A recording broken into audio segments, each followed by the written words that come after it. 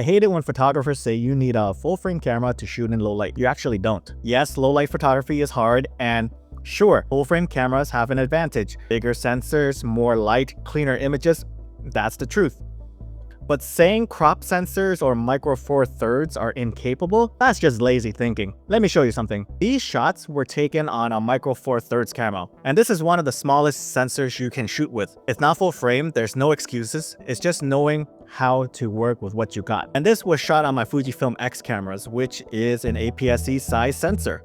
I've been shooting low light for almost a decade now, and I've screwed up a lot along the way. So in this video, I'm breaking down what actually works. Here, that gets you results without draining your wallet. You don't need full frame, you don't need expensive glass. You just need to understand how light behaves when things get dark. I'll show you how key light, backlight, and rim lighting comes into play in real low light situations. And stick around to the end, and I'll share one post-production trick that can rescue a noisy shot. Let's go.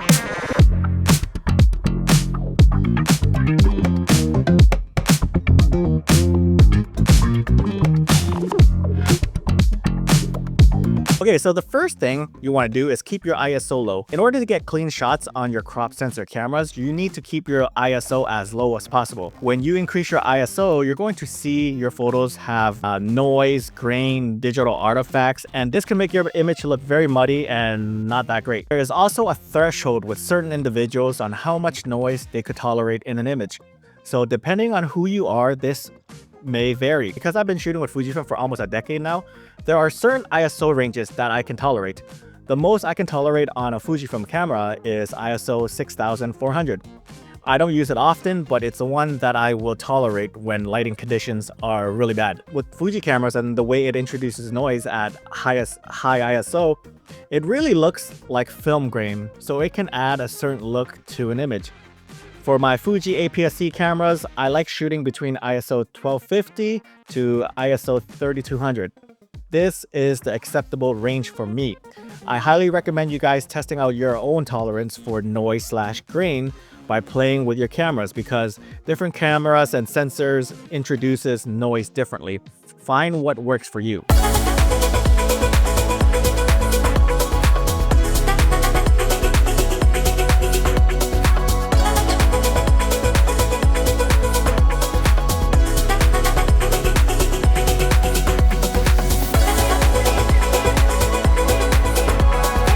Talking about keeping our ISO low as possible, that usually means there are two other ways of introducing light into the scene. One way is to have a fast wide aperture lens. I highly recommend prime lenses, and they get as low as f1.4 for autofocusing lenses. However, if you want to use manual lenses, you can go as low as f0.95 on a crop sensor body. Now in the introduction, I say you don't need expensive gear, and that is correct. Nowadays, there are third-party lenses that are making affordable fast prime lenses suitable for low-light photography. You don't need to buy native glass and pay premium price anymore. You can get by with a sub $200 f1.4 lens. Here are some that I recommend for the APS-C crop sensor body.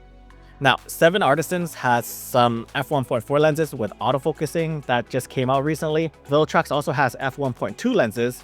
However, they are a bit more expensive, but they do also have these compact Air series, whereas the lens's aperture starts from f1.7 as well. These lenses are one of my favorite third-party lenses for my Fujifilm cameras because they are affordable, they are lightweight, and they are compact. And they have some of the best image quality at this price point. PT Artisan also has some f1.8 lenses as well, and that came out recently too.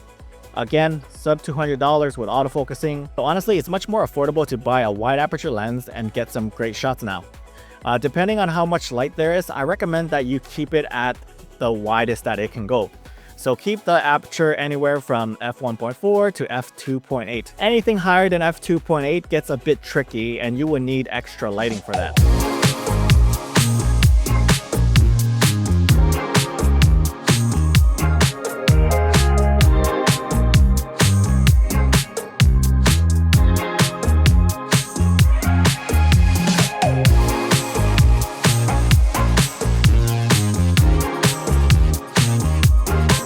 Let's talk about shutter speed. So if you need to keep your ISO as low as possible and you need to open up your aperture as wide as possible, what's next? The next part is to use your shutter speed. Let's just say you're walking around at nighttime in a big city where city lights, window lights, signs, all illuminates your surrounding. And you are keeping your ISO as low as possible. You are shooting at f1.4. What's next? If you see in your viewfinder that it's too bright with these settings, this is where you increase your shutter speed. You increase the shutter speed until your image is properly exposed. Or you can go the opposite route and slow down your shutter speed to let in more light. That's useful in low light scenarios, but here's the trade-off. The slower your shutter, the more sensitive your image is to motion. That includes your hands shaking the camera and your subjects moving even slightly. If your camera has in-body image stabilization, it helps stabilize handheld shots by compensating for the small shakes. You might be able to shoot a static subject at 1/15th of a second or slower and still get a sharp image if you're steady. But IBIS doesn't freeze movement in your scene, so if your subject shifts a little, blinks, or the wind blows their hair just a smidge, then it's blur city. Now, if your camera doesn't have IBIS, then you got two options. You either use a tripod to remove the camera shake completely, or follow the shutter speed guideline, which is 1 over your actual focal length. So here's what it looks like in practice. Let's just say if you're using a full frame lens, a 50mm, you don't want to go any lower than 1/50th of a second. If you are shooting APS-C, the 35mm lens, then you don't want to go as low as 1/60th of a second to 1/75th of a second. So everything I just walked you through, that's basically the exposure triangle. You got the ISO, you got the aperture, and you got the shutter speed. You're just trying to balance your exposure using those three parameters. So if you want to keep your ISO low, which you usually do to avoid noise, then your other two settings, aperture and shutter speed, needs to pull the weight. So start by opening your aperture wide to let in more light. If that's not enough, you'll see it in your viewfinder or your screen. The image will look too dark. So what do? You slow down your shutter speed. That gives your sensor more time to soak in the light. On the flip side, if your shot looks too bright, increase your shutter speed to cut back on the light until the exposure looks right. This all applies when you're shooting in daylight or at night. You just have to decide what matters most in your shot. Sharpness, depth of field, or noise, and adjust accordingly. You can't have it all, so pick your priority and let the other two settings fall in line. Whenever I'm out downtown Toronto at nighttime, I look for the following. I look for window lights. I look for windows with bright LED lights, anywhere with bright areas to help with illumination. Why is this? Because low light isn't no light, and in some certain spots you can get bright ass LED lights that could help with your image. So for me, this is what I look for, especially for low light portraits. Another light to look out for is spotlights, street lights. I've once used a floodlight coming from the corner block of a parking garage to illuminate this model. And if you think about it, the floodlight just became a key light. What a key light is your main light source in a photo or video setup. It's the light that defines the overall look of your subject, where the shadows fall, where the highlight hits, and how dramatic or soft the image feels. This is primarily what I look for. Window signs, street signs that are strong enough to act as a key light. It's so much easier to find in major cities like Toronto. After I determine what's going to be the main key light in these low light scenarios, I usually build my composition around that. I look further into the background. Now, as you can see in this photo, the tiny little bokeh balls behind the model are traffic lights and street lights. I thought this would be interesting enough given that there are a few bokeh balls, and with my editing, I just shift the colors around to make it look visually interesting. As you can also see in this photo, there are catchlights in the model's eyes. This helps brings the photos to life. Catchlights are the little reflection of light source you see in someone's eyes. So just think of them as the tiny white dots or the sparkle or the twinkle. It might seem small, but they make a huge difference in how a portrait feels. So here's why catchlights matter. They make the eyes look alive. Without catchlights, eyes can look very dull, flat, or even lifeless, especially in soft lighting or shadow. That little reflection gives the eye a sense of shape, moisture, and energy. They draw focus, and humans are wired to look at the eyes first in the photo. A catchlight subtly pulls attention to that area, helping your viewers connect with the subject.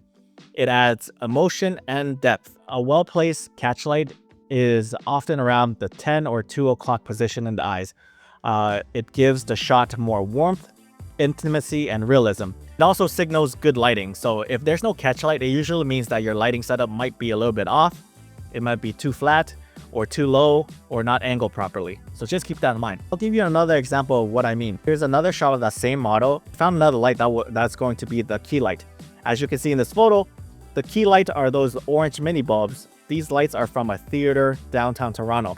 I thought it was bright enough to illuminate the model, and in the background, you can also see the building lights from the windows right behind her, and this just adds visual interest to the background. So you build on that.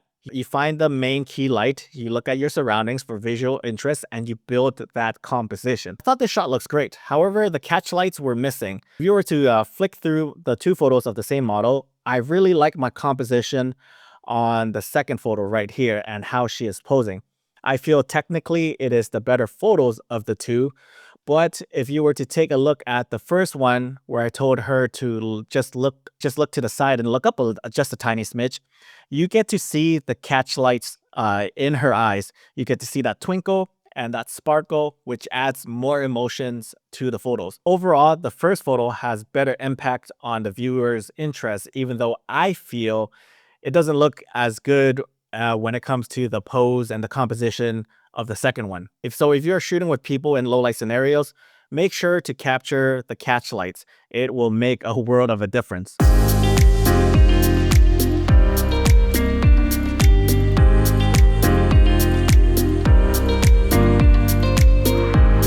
This was shot at a bus station in Lisbon.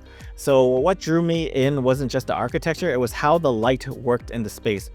The brightest source in the frame is that kiosk in the background, and that became the key light. And because it's behind everyone, it ended up acting as a backlight. Now, backlight changes the entire vibe of the shot. It's not about front lit detail, it's about shape. You're not looking at people's faces here, you're just reading their outlines, their posture, their movements. It turns everyone into silhouettes, and this is what I found interesting. There are a bunch of smaller light sources scattered around the station too. Green overhead lights, screen glow, vending machines, and they all help define the space without overwhelming the composition. They don't fight for attention, they just add a little bit of texture. I shot this with my Fujifilm X-H2 and the XF18 to 120mm f4 lens. It's not a fast lens. F4 doesn't allow in tons of light to play with, so I had to work around this. I slowed my shutter speed to 1/40th of a second, and relied on the camera's IBIS to reduce shake. Now, if you look closely, you'll see motion blur in some of the people, but it works for this scene.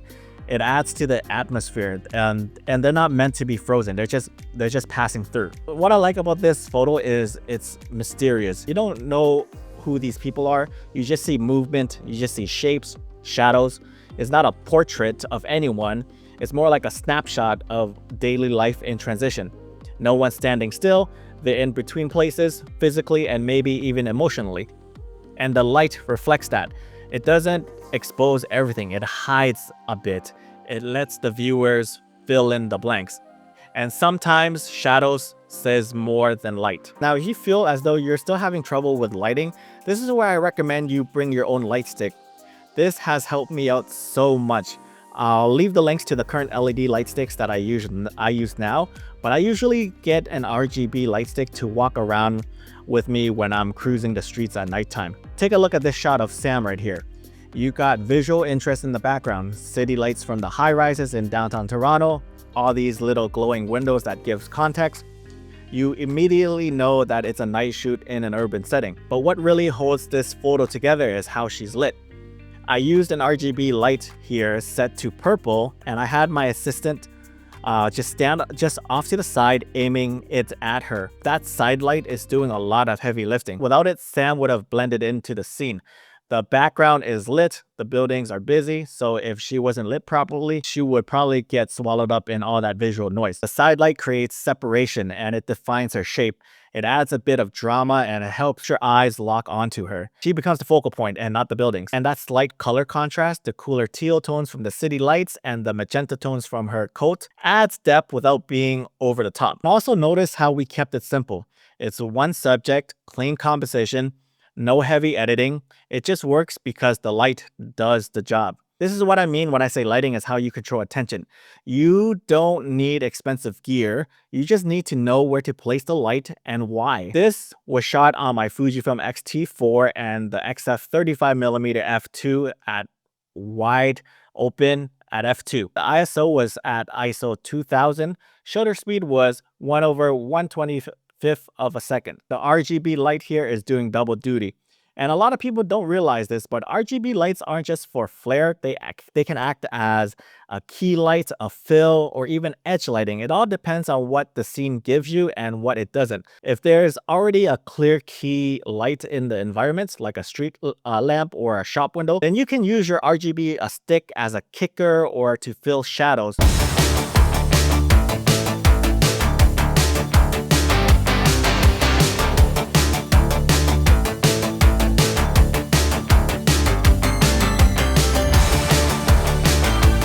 The neon signs in the background are obvious. They're your backlight. They shape the scene, they add color, and they give off a glow that creates the mood. But the real work was done by the portable RGB lights that I had my friend just hold off camera slightly above her and angle down. A classic 45-degree setup. And that was the key light. It was set to a warm tone to contrast against the cooler colors of the neon signs. That golden hue on her face, that's actually the RGB light doing its job. It's bright enough to expose properly, soft enough to keep the details, and close enough to stay controlled. Now here's what pulls it all together, and that is the catch light. Even though Paige is just casually leaning back, this lighting gives the image polish. See that little sparkle in her eyes? That's the catch light from the RGB light. It adds life to the shot. Without it, her face would feel flat, dead even. But with it on, you get dimension, you get presence. That subtle flicker pulls you in. So even though the pose is relaxed, the lighting carries the image. You got contrast, you got color separation, and the point of connection in her eyes. This is why knowing how to use your RGB light stick matters. It's not just a gimmick, it's a tool that gives you control when the environment won't.